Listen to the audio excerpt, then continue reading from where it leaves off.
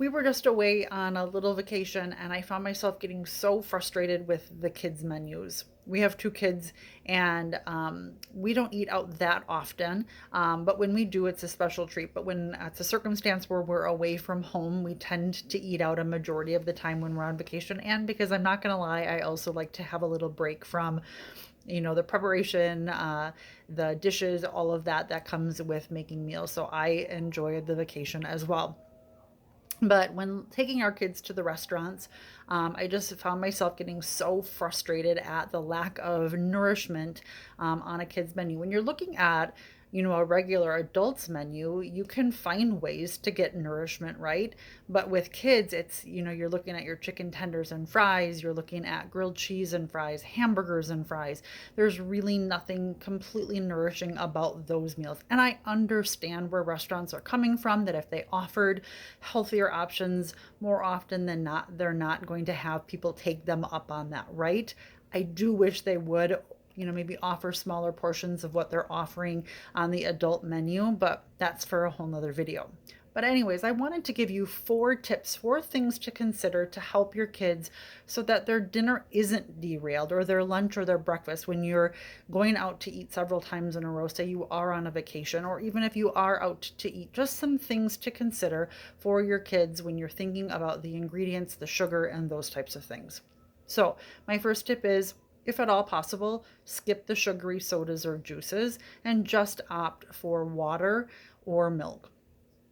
Usually, sodas and juices are filled with so much added sugar. Remember, you may have heard me talk before about the added sugar requirements, but that should be kept at or below 25 or 24. There's 2 different opinions of added sugar, grams of added sugar per day. So when you're talking about a sugary soda or a sugary juice, that's probably right there at your 24 or 25 grams or more just from the beverage. So if you can, just opt for water.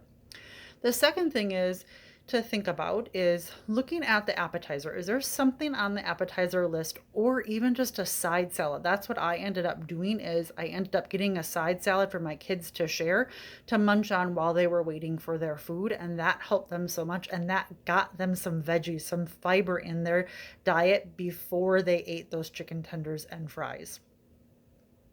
The third thing to think about or consider is giving them a protein. So, for instance, what we did is, yes, it was the chicken tenders and fries. There's going to be protein in the chicken tenders, yes, because it's chicken, but it's also deep fried. And so, what my husband and I both did is, it happened to be one night at dinner. We just each took a little bit of our protein. So I had some salmon, he had some chicken, and we just gave a little, a portion of ours to our kids as well so that they could have a little bit of protein.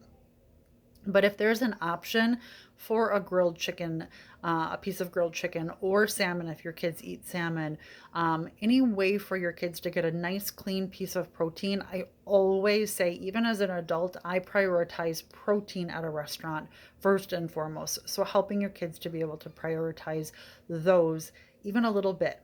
Thinking about breakfast, I'll give you a quick example. My son wanted pancakes. Okay, I get that. So what did I tell them? I said you needed to have a piece of protein with that. So we got a side of sausage links so that he had some protein to offset all of the sugar in those carb-filled pancakes. The last thing I will encourage you just to consider is, if you are going to offer them a dessert or let them have a dessert, to share the dessert, right? We all want to enjoy an occasional treat, a dessert, especially if it's a special occasion, but just having your family share, or a couple of the kids share the dessert, is going to go a lot longer as far as your sugar content and how much sugar they're getting. They're still going to be able to enjoy the treat, but not have as much.